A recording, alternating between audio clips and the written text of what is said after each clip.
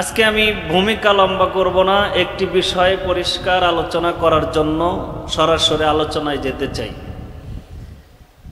আল্লাহ রাব্বুল আলামিন এই দুনিয়াতে মানুষ শতাব্দীর পর শতাব্দী কিভাবে তাদের জীবন পরিচালনা করবেন, মানুষের জীবন পরিক্রমা কেমন হবে, এমন কোনো বিষয় আল্লাহ তাআলা বাকি রাখেন নাই যেই বিষয়টা আল্লাহ তাআলা কোরআনুল কারীমে নাজিল করেন নাই। সুবহানাল্লাহ বলেন।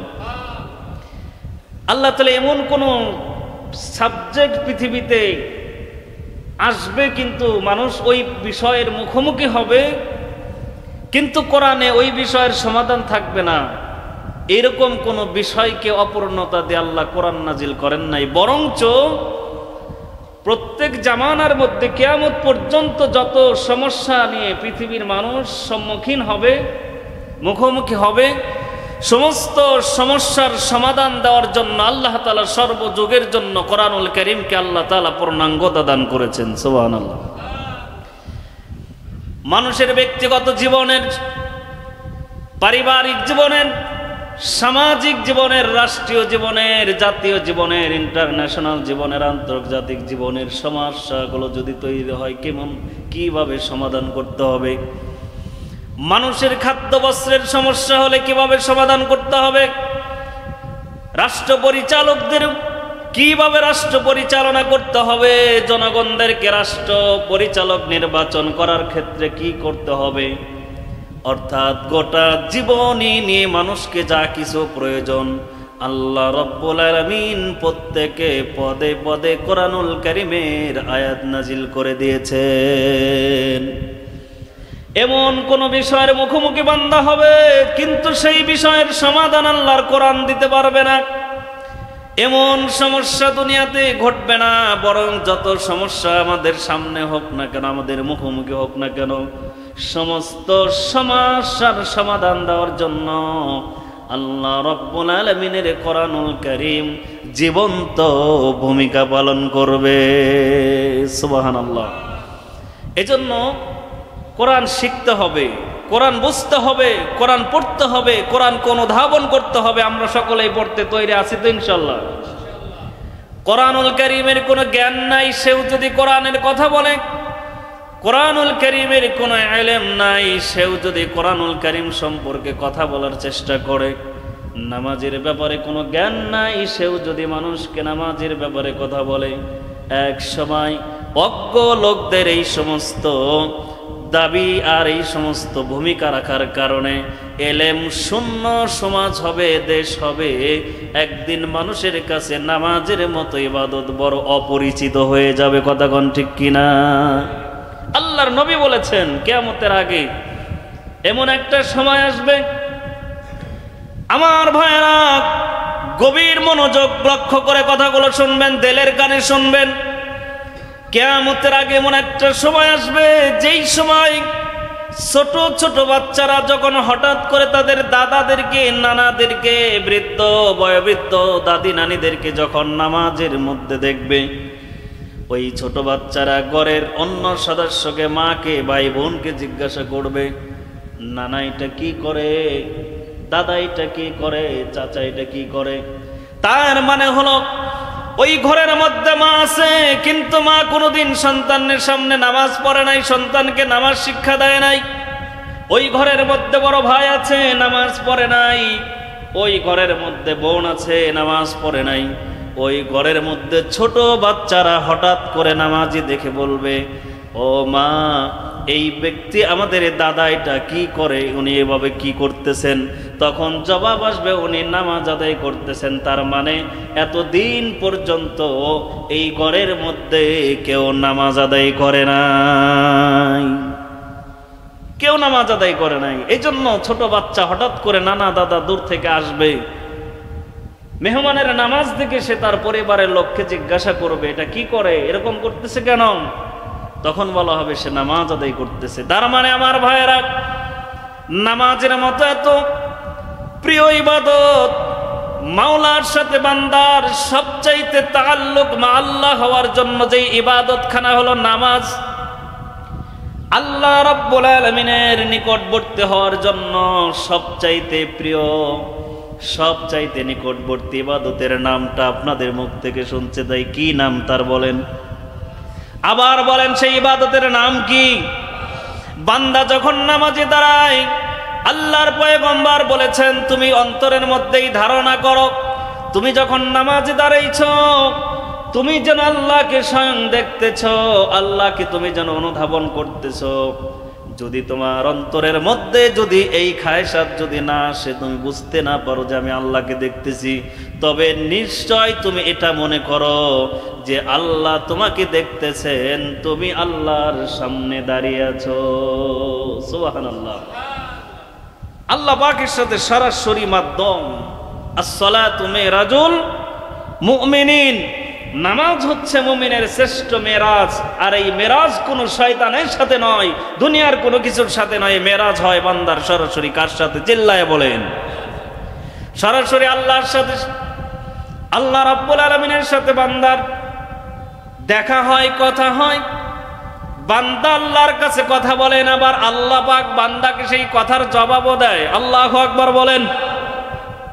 বান্দা যখন তাকবীরে তাহরিমা পড়ে নিয়ত করে, যখন তাকবীরে তাহরিমা পড়ে হাত বেঁধেছে, ছানা পড়েছে, ছানার মধ্যে যখন প্রশংসা করেছে সুবহানাকাল্লাহুম্মা ওয়া বিহামদিকা ওয়া তাবারাকা ইসমুকা ওয়া তাআলা জাদ্দুকা ওয়া লা ইলাহা গায়রুক। আল্লাহু আকবার বলেন।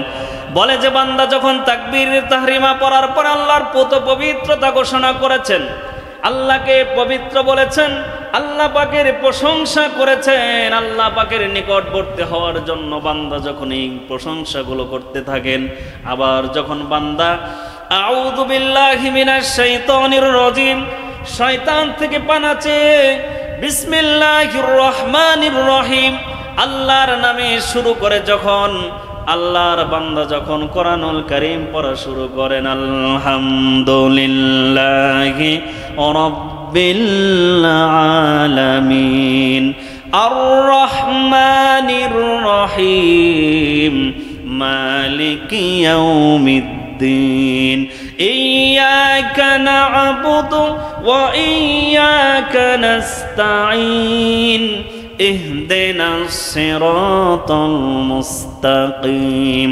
صراط الذين أنعمت عليهم غير المغضوب عليهم ولا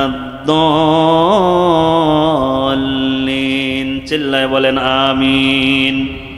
বান্দা যখন এই সূরা তেলাওয়াত করে বলে আলহামদুলিল্লাহি রাব্বিল আলামিন, সমস্ত প্রশংসা রব্বুল আলামিনের জন্য।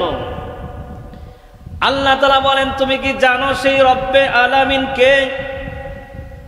সেই রব্বে আলামিন হচ্ছেন আর রহমান আর রহিম। আল্লাহু আকবার। তিনি হলেন অতি দয়ালু, অতি দয়াবান। আল্লাহ রব্বুল আলামিন বলেন তিনি হলেন রহমান। ও আমার ভাইয়েরা, পর্দার অন্তরালের মা ও বোনেরা, রহমানের পরিচয় জানেননি? রহমান কে? কে আমাদের রহমান?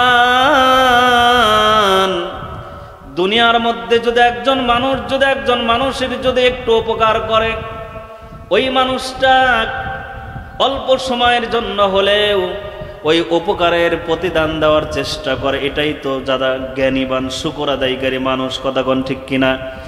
মানুষ যদি মানুষের পাশে দাঁড়ায়, কোন অভাবগ্রস্ত ব্যক্তির পাশে যদি কোনো বিত্তবান দাঁড়ায়, অভাবগ্রস্ত ব্যক্তির কাপড়ের সমস্যা ছিল, সমাধান হয়ে গেছে। খাদ্যের অভাব ছিল, খাবারের সংকট দূর হয়েছে।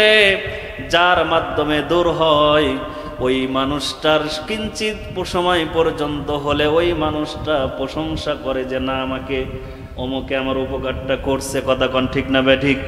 আমার ভাইয়েরা, আল্লাহ পাক কেমন রহমান একবার চিন্তা করে দেখেন, গবেষণার বিষয়। এখানে আমরা যারা আছি, একজন মানুষ দুনিয়াতে আমরা পাবো না যেই মানুষটা আল্লাহর কাছে বলেছিলাম আল্লাহ তুমি আমাকে মানুষ বানায়ো। আমরা কেউ বলেছি? কথা কর। এই দুনিয়াতে আসার আগে আমরা কেউ আল্লাহর কাছে বলেছিলাম যে আল্লাহ তুমি আমাকে মানুষ বানায় পাঠাও? বলার সুযোগ ছিল আমাদের? আবার এই মানুষ হওয়ার কথাই বলার শক্তি আমার ছিল না, কিন্তু আল্লাহ আমাকে সর্বশ্রেষ্ঠ মাখলুক মানুষ হিসাবে বানাইছেন। আল্লাহু আকবার। সমস্ত সৃষ্টিকুল কায়নাতের মধ্যে আল্লাহ রাব্বুল আলামিন মানুষকে সৃষ্টিগত দিক থেকেই সবচাইতে বেশি মর্যাদা দান করেছেন। সমস্ত সৃষ্টিকুলের মধ্যে মানুষকে আল্লাহ রাব্বুল আলামিন আশরাফুল মাখলুকাত হিসাবে নির্বাচন করেছেন। তার মানে মানুষ হতে পেরেছি, এই শুকরিয়া আদায় করে কি কোনোদিন আমরা শেষ করতে পারবো? মানুষ হয়েছি, শুধুমাত্র সমস্ত মাখলুকাতের উপর, হিংস্র ক্ষিপ্র জানোয়ারদের উপর, হায়াওয়ানদের উপরে মানুষ হতে পেরেছে, এর জন্যই তো শুকরিয়া আদায় করে শেষ হবে। এরপরে আমার ভাইরা, দ্বিতীয় নম্বর, মানুষ তো হওয়ার দরখাস্ত করি নেই হুজুর, ঠিক আছে, কিন্তু যখন মানুষ হইছি পেটের মধ্যে মনে হয় আমরা আল্লাহরে কইছিলাম, আল্লাহ আমারে মানুষ যেহেতু বানাইবা মুসলমান হিসেবে বানাও। এই অ্যাপ্লিকেশন দরখাস্ত কে কে করছেন বলেন? কেউ করছি? আমরা কেউ করছি? যে আল্লাহ তুমি তো আমাকে মানুষ বানাইতেছো, ঠিক আছে, অনেক দামি মানুষ, সমস্ত মাখলুকাতের চাইতে শ্রেষ্ঠ হলো মানব, তো মানুষের মধ্যে আমাকে মুসলিম বানাও, কারণ মানুষের মধ্যে যারা মুসলিম তাদের চাইতে আর কেউ দামি হতে পারে? মানুষের মধ্যে যারা মুমিন তাদের চাইতে আর দামি কেউ হতে পারে? এই জন্য আল্লাহ কোরআনে বলেছেন, ওয়ামান আহসানু কওলাম মিম্মান দাআ ইলাল্লাহি ওয়া আমিলা সালিহাও ওয়া ক্বালা ইন্নানী মিনাল মুসলিমিন। আল্লাহু আকবার বলেন।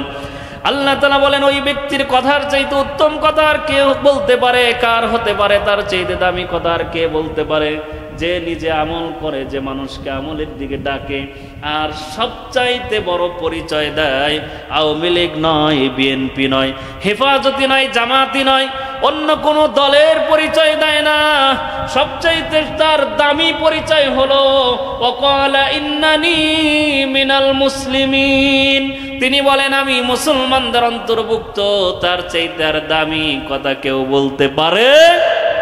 এই জন্য আল্লাহ তাআলার কাছে সবচাইতে দামি হলো মুসলমান। আল্লাহু আকবার বলেন। মুসলমান হয়েছেন, মুসলমান হয়ে জন্মগ্রহণ করেছি, মুসলিম সমাজে অতি সাদরে যত্নে বড় হয়েছি। চিল্লায় কোন ঠিক না বেঠি? এই যে এত সুন্দর যত্নে বড় হলাম, মুসলমান সমাজে থাকলাম, এতেই কি শুধু শুকরিয়া আদায় করে শেষ করতে পারবো? এবার আসুন আমার ভাইয়েরা, মুসলমান তো হয়েছে, কিন্তু মুসলমানের মধ্যে দল মতের অভাব নাই, ঠিক না বা ঠিক? মুসলমান হয়েছে ঠিক আছে, আদম আলাইহিস সালাম থেকে নিয়ে আমাদের নবী পর্যন্ত অসংখ্য পয়গম্বর নবী আল্লাহ তাআলা দুনিয়াতে পাঠাইছেন, কিন্তু আল্লাহ রাব্বুল আলামিন আপনাকে আমাকে এমন একজন নবীর উম্মত করে পাঠাইলেন যেই নবীর চাইতে দামি আর কোনো নবী নাই। আল্লাহু আকবার।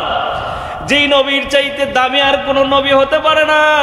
যেই নবীকে আল্লাহ তাআলা নবীদের নবী করেছেন, রাসূলগণের রাসূল করেছেন, ইমামুল মুরসালিন করেছেন, খাতামুন নবীন করেছেন, যেই নবীকে আল্লাহ তাআলা সর্বযুগের জন্য, জামানার জন্য রাহমাতুল লিল আলামিন বলেছেন। আল্লাহু আকবার। সেই নবীর উম্মত হতে পেরেছেন মুসলমান রে। ও মুসলমান, তোমার জীবনের দাম কত তুমি কি জানো? তোমার জীবনের শ্রেষ্ঠত্ব নিয়ে আল্লাহ রাব্বুল আলামিন নিজে ঘোষণা দিয়েছেন, কুনতুম খায়রা উম্মাতিন উখরিজাত লিন-নাসি তা'মুরুনা বিল মা'রুফ ওয়া তানহাউনা আনিল মুনকার। আল্লাহু আকবার। তুমি হচ্ছ শ্রেষ্ঠ, তোমাদেরকে সর্বশ্রেষ্ঠ উম্মত হিসেবে প্রেরণ করা হয়েছে। তোমাদের মতো উম্মত হওয়ার জন্য এই দুনিয়ার জমিনে নবীরা আল্লাহ তাআলার কাছে আরজি করেছেন। আল্লাহু আকবার বলেন। আল্লাহ তাআলা নবীদের একজনের আরজি কবুল করেছেন, সিস্টেমে তাকে আল্লাহ তাআলা আসমানে তুলে নিয়েছেন। সেই নবীর নামটা সবাই চিল্লায় কোন কি? আল্লাহু আকবার বলেন।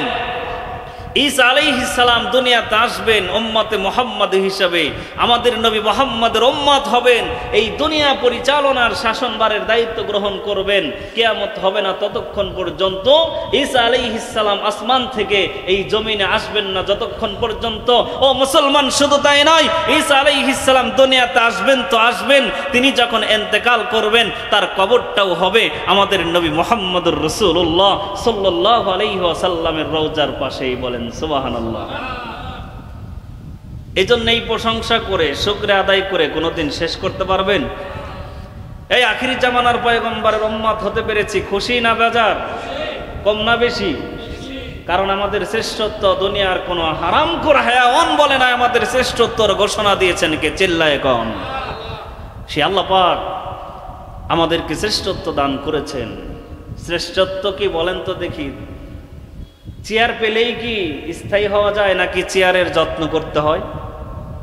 কথা মনে হয় বোঝেন নেই। আপনি যদি কোনো বাড়ির মালিক হন, জমির মালিক হন, মালিক হলেই কি আপনি সেটা ভোগ করতে পারেন? নিয়ম অনুযায়ী তাকে পরিচর্যা করার দরকার আছে না নাই? নিয়ম অনুযায়ী সেই বাড়ির মূল্যায়ন আপনাকে আগে করতে হবে। আপনি যদি সেই বাড়িকে ভালোভাবে সাজিয়ে সেই বাড়িতে সুন্দর পরিবেশ করে থাকা শুরু করেন, তবে ওই বাড়িতে অন্য মেহমান আসার সুযোগ থাকবে, ঠিক না বেটি? কিন্তু আপনি মালিক হয়েছেন, কিন্তু ওই বাড়িতে কোনোদিন নিজেই প্রবেশ করেন না। গাছ গাছালি আগাছাতে পরিপূর্ণ হয়ে গেছে। এমনও বাড়ি আছে আমার দাদার দেশ টাঙ্গাইলের নাগরপুরে সলিমাবাদ গ্রামে অসংখ্য বাড়ি আছে ভাই, যেই বাড়ির টিনের ঘর, এরপরে অল করা, ইটের ঘরের মধ্যে অলের মধ্য দিয়ে এরকম গাছ জ্বালায় গেছে। গাছ কোথা দিয়ে? দুয়ারের মধ্যে তো আছে, ঘরের দেওয়াল থেকেও গাছের চারা জ্বালায় গেছে। আপনি কি দূর থেকে বুঝতে পারবেন না যে এখানে ঘর আছে না নেই? কারণ সেই যে তারা পুরান ঢাকাতে প্রবেশ করেছে, তাদের বাপদাদারা সেই পুরান ঢাকাতে তাদের জন্য অনেক কিছু করে গেছেন, ব্যবসা বাণিজ্য নিয়ে সেখানেই, গ্রামে যাওয়ার কোনো সুযোগ। আমি আপনাদেরকে বোঝাইতে চাই, ওই বাড়ির মালিক হয়েছেন কিন্তু বাড়িতে প্রবেশ করলেন না। 20 বছর, 30 বছর, 50 বছর পরে অযত্নে থাকা বাড়িটাকেও মনে হবে আফ্রিকার জঙ্গল হয়ে আছে, ঠিক না বেটি? ও মুসলমান, ঠিক তেমনি ভাবে আল্লাহ তাআলা মানুষ বানাইছেন সত্য, মুসলমান হিসেবে জন্ম দিয়েছেন সত্য, আবার আল্লাহ পাক শ্রেষ্ঠ নবীর উম্মত বানিয়েছেন, এটাও সত্য। সব সত্য পেয়ে সব কিছু নিয়ামত পাওয়ার পরে একটা মহাসত্য হলো মুসলমান সেই পরিমাণ তার নিজের মূল্যায়ন কখনো বুঝতে চায়? বোঝে না। কিছু লোক বোঝে, অল্প লোক বোঝে। এই যে তাকে শ্রেষ্ঠ মাখলুকাত হিসেবে আল্লাহ মানুষ বানাইলেন, শ্রেষ্ঠ